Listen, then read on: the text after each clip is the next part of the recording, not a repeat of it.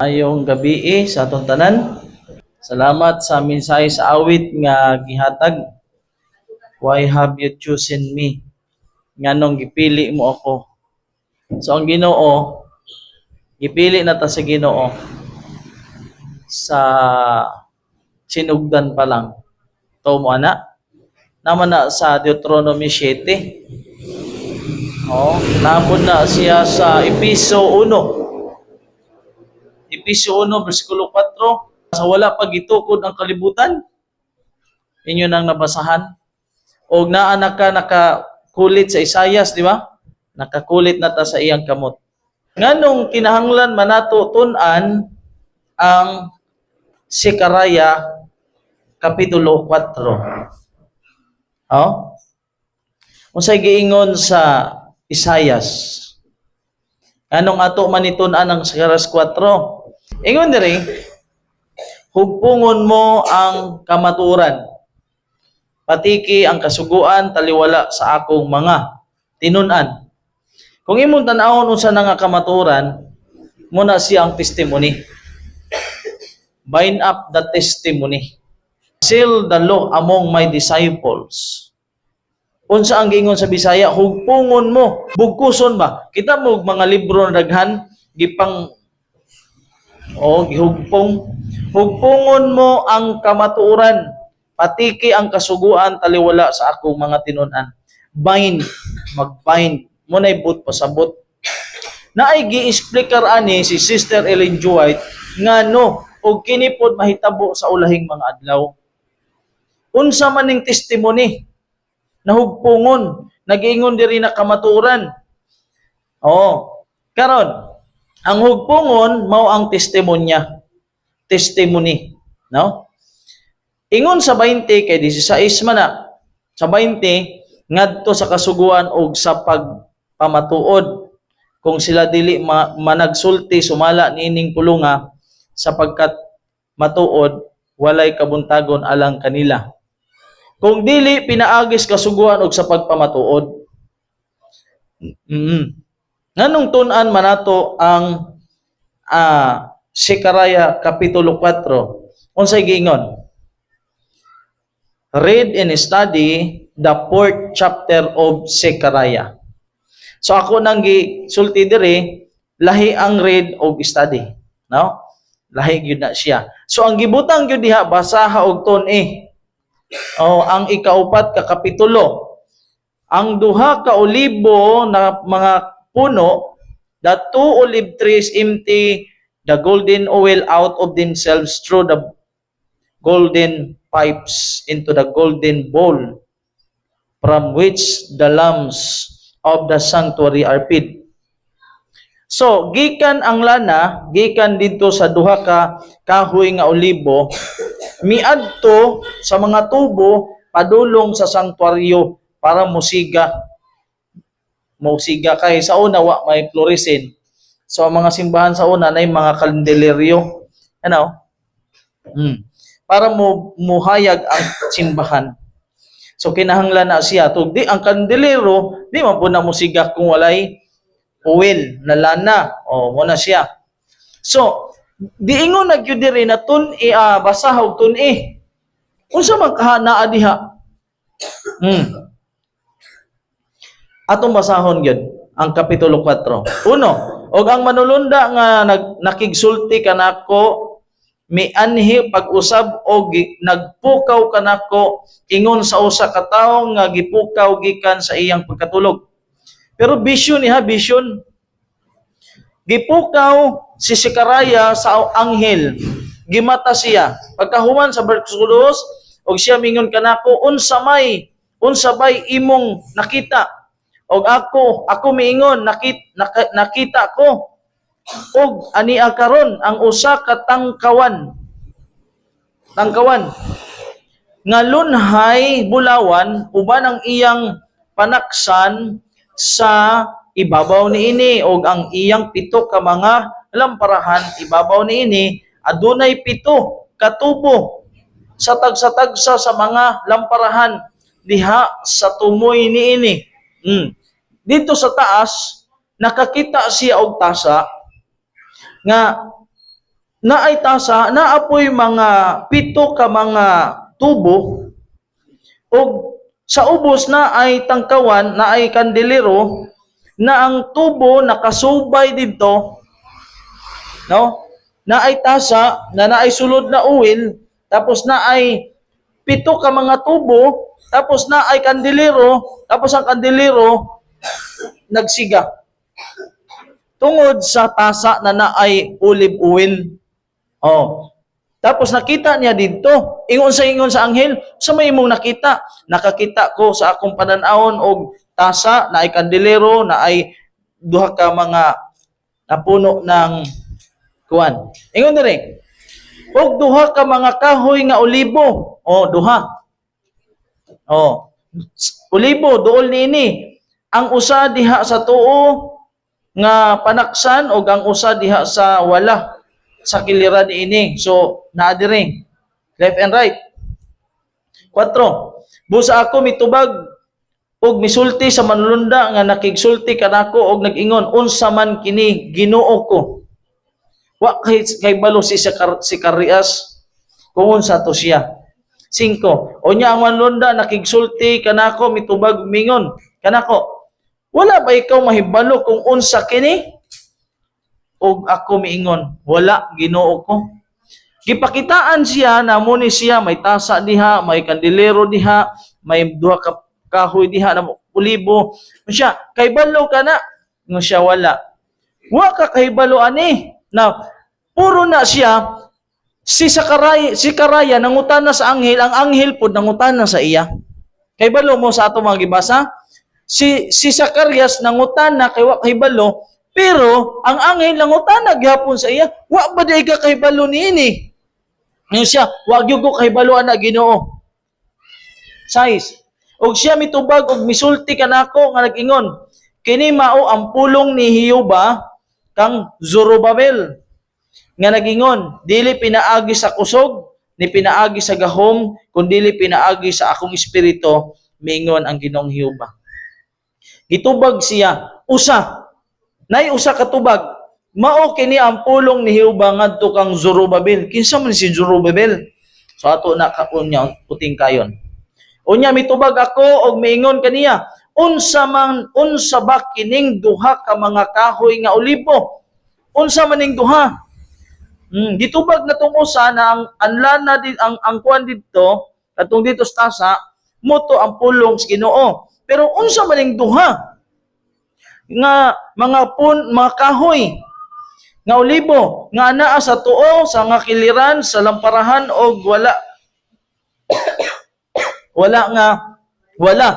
wala kay Tagalog man. Wala nga kiliran niini. Question ha? Anawa kung tubagon ba ni? Og sa ikaduhang higayon miingon kaniya. Daghay pangutana si Zacarias, pero wa pagitubaga. Unsa ba kining duha ka sanga sa olibo nga anaa sa kiliran sa duha ka bulawan tubo, na itubo na duha. Diin gibubo ang lana. So nangutana na pud siya. No? Kay unsa ning duha ka olibo, unsa pud ning duha ka tubo na didto sa olibo na didto mo daloy ang lana. Karon, 13. Og siya mitubag kanako og mingon, wala ba ikaw masayod kung unsa kini? Lalim ka na. Si Zacarias sigig pangutana, ang anghel mangutana pud sa iya. Si Zacariah, wa gyud siya kahibalo, pero ang anghel naging siya, wa ba day ka kahibalo, propeta man ka. At tubag niya, ug ako mingon, wala Ginoo ko. Wa gyud ko kahibalo ana. Ingon wa day ka kahibalo ani, propeta ka. O kaya wa ka kahibalo ani, Adventist man ka. Wa day ka kahibalo. Sige siya pangutana hantod gikan pauno naalay usa ka tubag, usa ra gyud. Kini mao ang pulong ni Jehova ngadto kang Zorobabel. Sa daghan niyang pangutana usa ra gyud gitubag. Dirita sa 14 last verse na siya. Og mingon siya, kini mao ang duha ka mga dinihog nga nagatindog duol sa Ginoo sa tibok nga yuta. Ang tubag makalibog gyapon. Karon gikan uno hantod sa last verse ng maura gyud duha ra ang clue nga gihatag sa anghel. Mao kini ang pulong ni Jehova ngadto kan Zorobabel ug mao kini siya ang duruha ka mga gidihog. Karon musugot ba ang Ginoo nga dili nato ni masabtan? Nangutana si Zechariah sa anghel, pero ang anghel nangutana po sa iya. Anong wala man ka kay balo? Nga propeta man ka. Dapat na kay balo na kaana. So tan-aw nato. Kung atong tibuok sa isa o atong basahon ang tibuok chapter, nangutana, wa gitubag. Nagtubag pero lisod gihapon ang tubag. Tan-aw nato. Mao gani na nag-ingon gyud tun-e og basaha og tun-e. Sa ato na ni karon, huma naman tukang si Karaya kini sa ato. Karon, unsa man kini nga mga butang Ginoo ko, munay pangutana. Ang kinahanglan nato masulbad, unsa ning duha ka mga kahoy sa olibo? Una, ikaduha nga na pangutana, kining duha ka mga tubo. Na may duha ka tubo didto sa duha ka pud ka kuan. Ikatulo nga pangutana, unsa ning tasa o tasa siya nagulawan. Ikaupat, unsa ning pito ka mga tubo didto sa may nakakonekta sa mga lampara o sa kandelero. Ikalima nga pangutana, pito ka mga suga o lampara ilawan. Ikaunom nga pangutana, unsa maning gold na kandelero. Lahi ang kandelero dire o kanang tasa, lahi pud na. Lahi pud ning pito ka tubo, lahi pud ning duha ka tubo. Ikapito, unsa man ang kanang uwil o lana na tuas tasa. So pito ra ang akong gibuhat diya ng mga pangutana. Ang una magud niya nakita ang duha ka mga kahoy sa olibo. So kana nga pito nga pangutana, tagaan nato nagtubag, sumala ra pud sa mabasa. Kay mo man ang mga pangutana gyud. Ang pangutana, kini tanan nga mga pangutana na anid di pangutana ni tanan ni Zacarias. Pero ang tubag ra sa anghel, mao kini ang pulong sa Ginoo ngadto kan Zorobabel. Dili pinaagi sa kusog, dili pinaagi sa gahom, kundi pinaagi sa espiritu. Tapos mao kini ang duha ka mga gidihog.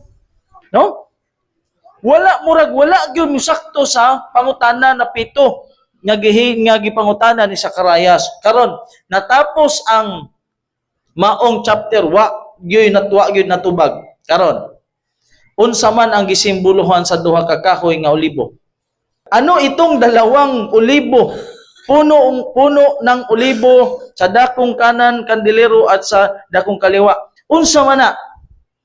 Karon ingon ang tubag niya maunay sa last verse ang tubag. Nang magkagayo sinabi niya, ito ang dalawang anak nga pinahira ng langis na nakatayo sa siping ng Panginoon sa buong lupa. Munay pang tubag. Pero di gihapon klaro. Ang pinadayag, Kapitulo 11:3, nagtubag. Ingon diri, ug ang akong duha ka saksi, kay saksi man ang gikuan diri, gitubag. Dalawang anak nga pinahiran, saksi man na.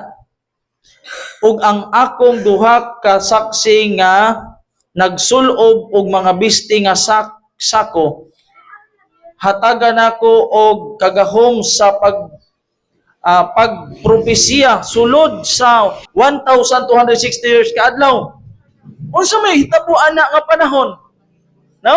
Kanang duha ka mga saksi na nagpropesiya sulod sa 1,260 years, mauna siyang Old and New Testament. Sa sulod sa 1,200 years, gipansunog na siya, gipantago para dili mabasa sa mga tao. Mauna siya ang two anointed ones nga gigusto gyud sa kaaway na mawala ang Biblia. Tan-awon nato. Sa 4, kini mao ang duha ka kahoy nga olibo. Ang tubag di ay dito pinadayag na ang duha ka kahoy nga olibo mao siyang two anointed one. Two anointed one.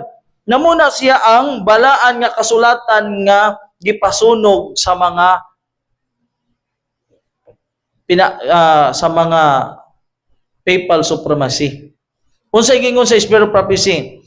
These are the two olive trees. Thy word, said psalmist, is the lamp unto my feet and a light unto my path. Revelation 11, verse 4, Psalms 119:105, the two witnesses represent the scriptures of the Old and New Testament. Ang two anointed ones, mao to ang two olive trees na mao ang Old and New Testament. Kung di ta mo basag Spirit Prophecy, di gyud ta kasabot pariharata kang Zacarias.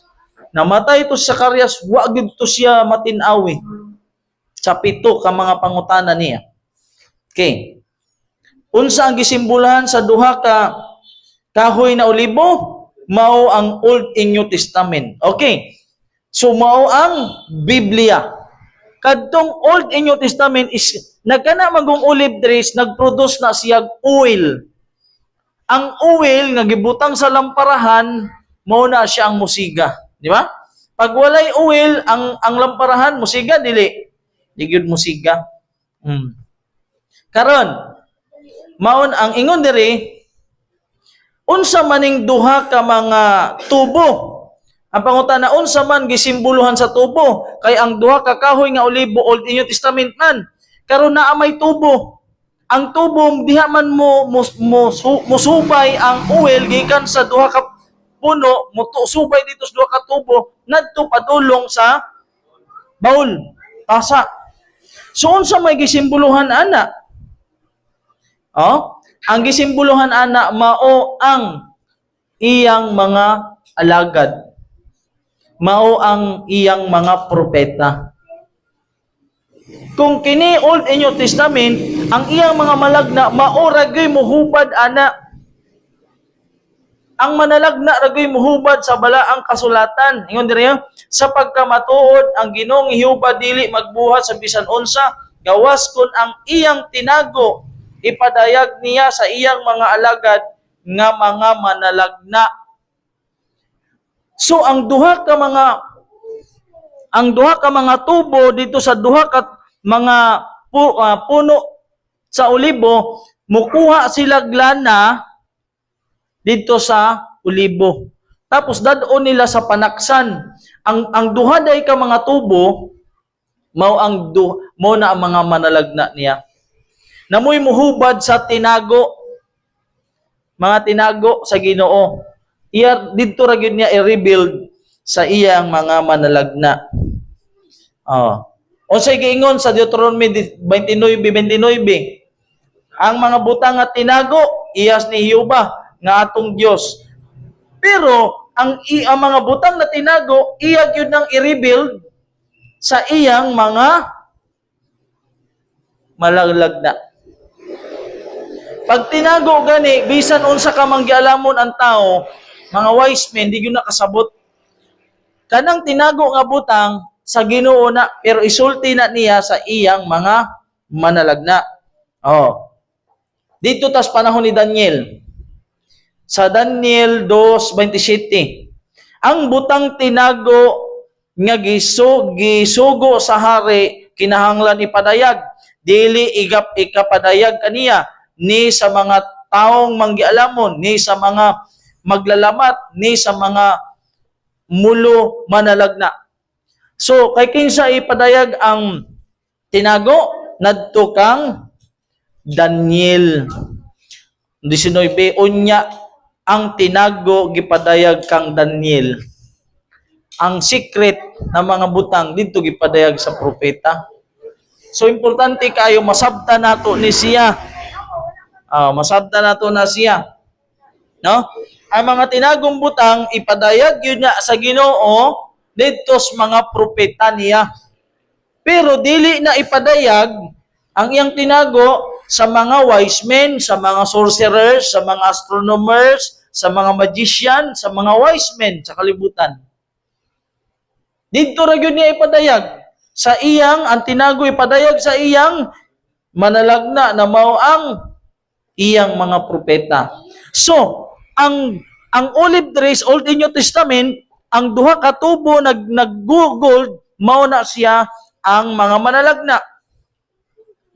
Na maura na ang muhubad sa Biblia kay ang Ginoo dili siya magbuhat sa bisan unsa gawas kung ang iyang tinago ipadayag niya sa iyang manalagna. Dili pud musugot ang Ginoo na ang Biblia, halimbawa kini Biblia, mahuman na lang ang programa sa kaluwasan, di gyud kasabot ang tao.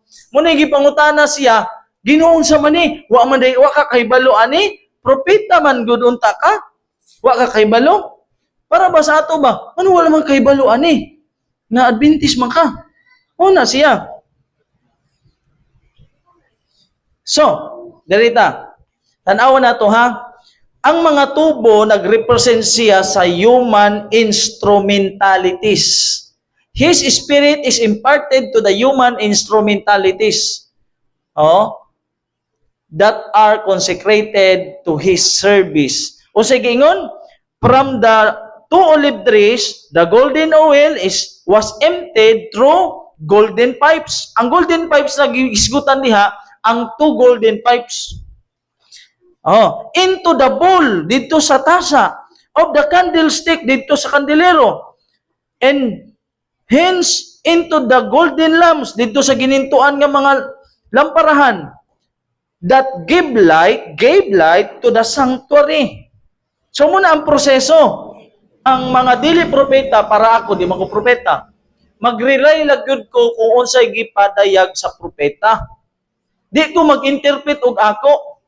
Dito gyud ko mag-rely. As the olive trees empty themselves into the golden pipes, so the heavenly messengers seek to communicate all they receive from God. So mga propeta na ang duha ka gininto ang tubo, ang duha ka tubo na nagkunik dito sa kahoy sa olibo, dire sila ang musuyop og oil gikan sa olibo nga ibutang ang oil dito sa tasa, mga propeta na. So ang musuyop og interpretation dito sa Old and New Testament, propeta ra gyud. Mao magkagubot kay bisan dili propeta mo interpret man pod. Nadaan naman sa 2 Pedro 1:19-21 na walay private interpretation. Muna siya. So mabasa na siya sa sulat. So muna siya. Muna siya ang atong propeta, siya gyud ang angayan mo interpret sa Bible. Dili gyud pwede na mo kuanta, mo overpower ta sa propeta. But we may have a clear conception of truth, so that when the messengers of truth shall come, we may accept the message and respect the messengers. So kung moabot ang kamaturan, kinsa may nagdalas kamaturan sa Seventh-day Adventist? Si Ellen G. White. Si Sister Ellen G. White, dili na siya, di na divinity. Wa na magmasteral. Grade 3 na sa record, no? Dili na Doctor of Divinity. Dili pod Professor of, dili pod na siya kanang gitawag nga Doctor of Education. Ingon dire, we may have a clear conception of truth. We may accept the message and respect the messengers. Unsay giingon? Naatay tin-aw nga conception of truth, kinahanglan dawato na to ang mensahe ug ato irespeto kung kinsa ang mensahero. Nag-eskwela man na siya, wala. Igamit na siya sa Ginoo. Kini unsa may gikahulugan sa tasa? Kita mo ato? Tasa. Ang tasa dito ibutang ang mga oil gikan sa kahoy nga olibo. Kung propeta tong mo interpret, mo kuhag oil ibutang sa tasa, unsa maning tasa. Mao gyud ni ang doktrina nato na kinahanglan gyud nato masabtan. Unsay gingon sa kasuguan og sa pagpamatuod. Biblia, Old and New Testament og tasa. Asa gikan ang oil dito sa tasa? Gikan sa duha ka olibo. na ang duha ka olibo nagproduce og golden oil, ginintuan nga lana. Gi-stock didto sa didto sa tasa. Oil ang gi-stock didto. Tan-aw na tuon sa ni siya. Ingon ang Ginoo, kung dili mo musulti aning ng mga butang, wa gyud kabuntagon. But pasabot ang atong discernment ba, ang atong pagsabot, ngit-ngit. Di ka kahubad, di ka kasabot, bisan usaw tong basa. Si Hanes og si Jambres, kanunay na nagtuon sa kasulatan, wa gyud kaabot sa pagsabot sa kamaturan. Nga naman, supak sila sa propeta. Karon, unsay giingon? Unsay giingon? Unsa ning tasa? Mao ni ang spirit of prophecy. Wa ninyo mabasa na ang sulat diha? Labo man no? Unsa ning tasa? Mao ni siya ang spirit of prophecy. Ako si Juan nga inyong igsuon ug inyong kauban diha kang Hesus sa pakig-ambitay sa kasakitan o ginharian o sa pag-antos, ako didto sa pulo sa Patmos tungod sa pulong sa Dios o sa panghimatuod mahitungod kang Hesus. Unsa to? Mao to ang espiritu stagna.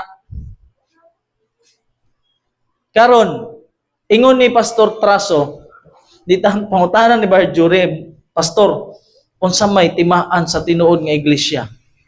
Kung sa may timaan niya, iyang kinaiya, ingon siya, kung Adventist ka, dawaton nimo ang manalagna, mubasa kag dili lang Bible, mubasa ang Espiritu Stagna, kay di ka mubasa sa Espiritu Stagna, di ka Adventista. Kay Pastor Traso, yun na ako nabatian dito sa burol ni Badbaning, dito St. Peter.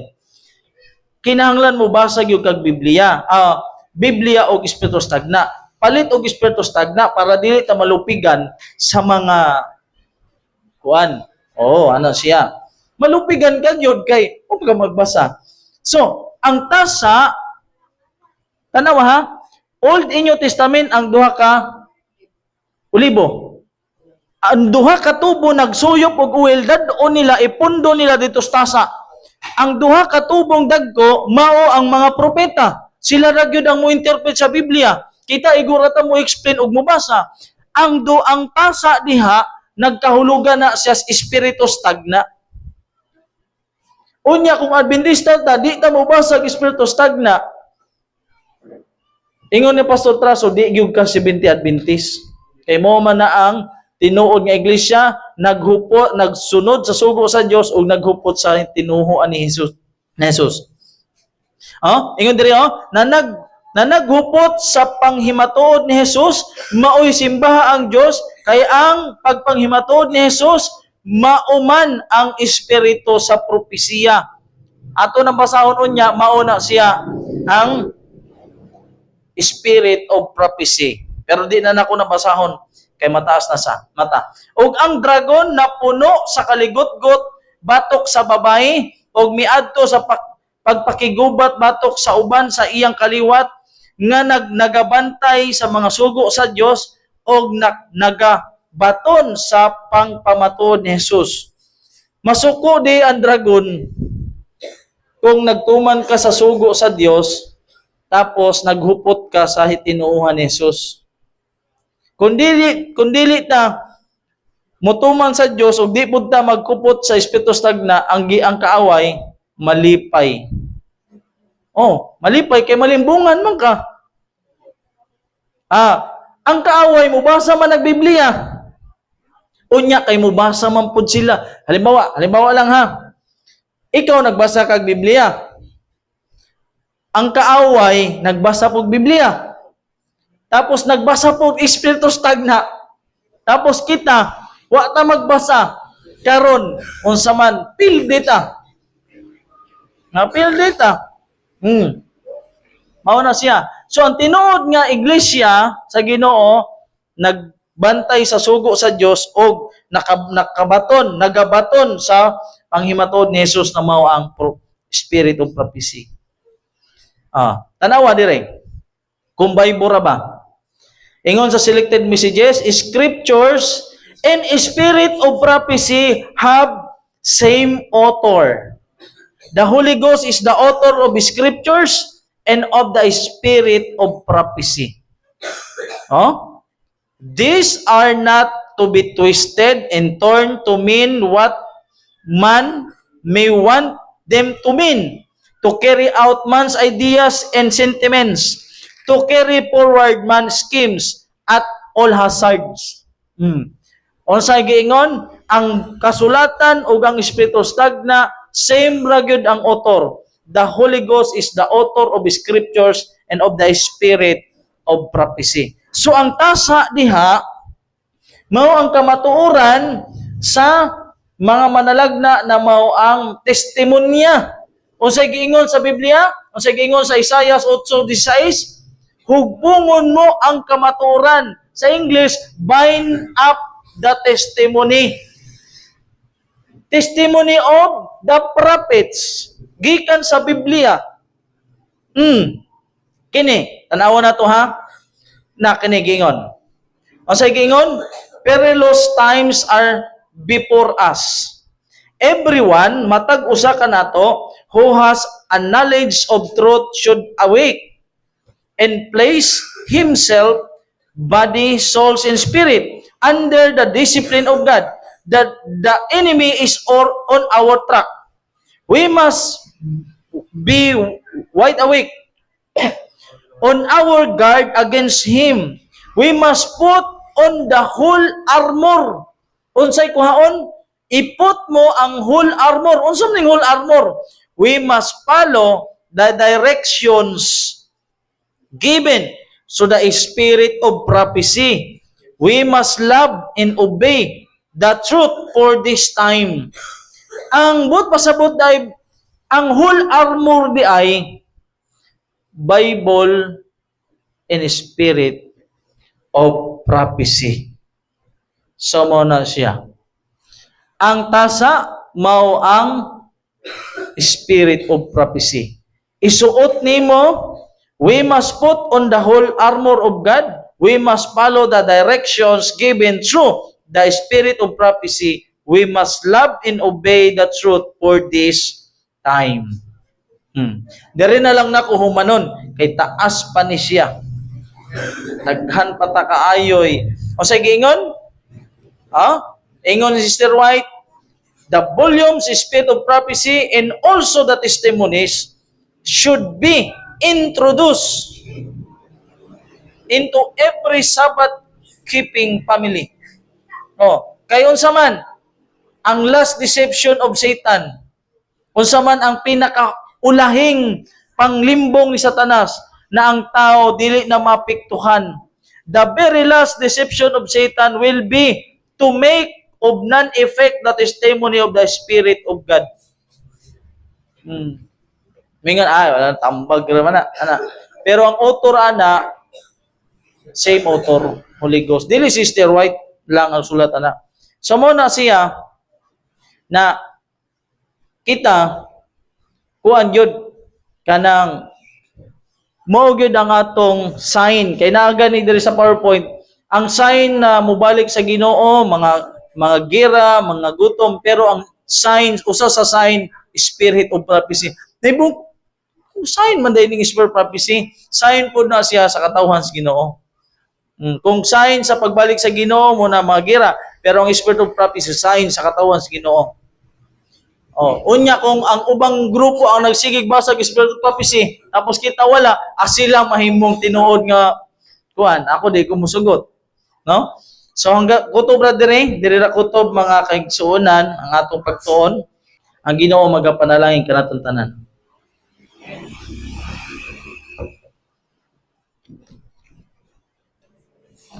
Amo ta Ginoo Dios, kalabing amahanan, salamat yung kay amahan sa imo. Mga palangin nga mo nadawat, labi na sa mga mensahe, amo na patalihugan.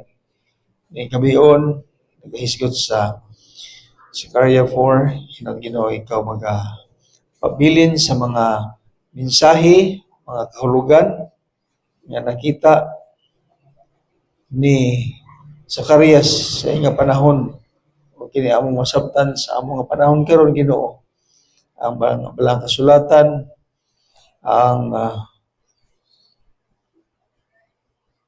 Espiritu sa tagna nga padayag diya sa balang kasulatan lagi sa imong mga alagad at mga propeta. Di Ginoo kini amo matun-an o masabtan aron kami may malig-on ni tapos sa mga panahon makabarog kami sa mga pagtintal sa kaaway na magpalaya ka na huwag kini mo. Ang Ginoo tabangi kami naghandom sa kaluwasan ug sa kadaugan pinaagi sa among pagpabilin niya kanimo ug sa pagtabang kanamo amo man ko ng kalampusan. Lauman sa padaya gabing tara maandam. Ning kabiyon sa among pagmamauli sa pong Ginoo among gipangayo kanimo ang proteksyon. Magaluwas ka namo sa kadalanan, magpadangat ka namo sa pulianan, makabot kami nga safety o sa among pagmahulay makabaton kami sa malinawon nga pagkatulog. Imo kami padangaton sa buntagon uban ang kusog. Sige hapon makaatubang kami sa laing adlaw pag malipayon sa padayon sa alagad kini mo. Salamat sa pagtubag niya mga pagampo. Kay salig na magrintaran ubang sa kasiluan sa masala sa ngalan ni Jesus sa among luwas. Amen. Ang gabi sa tanan.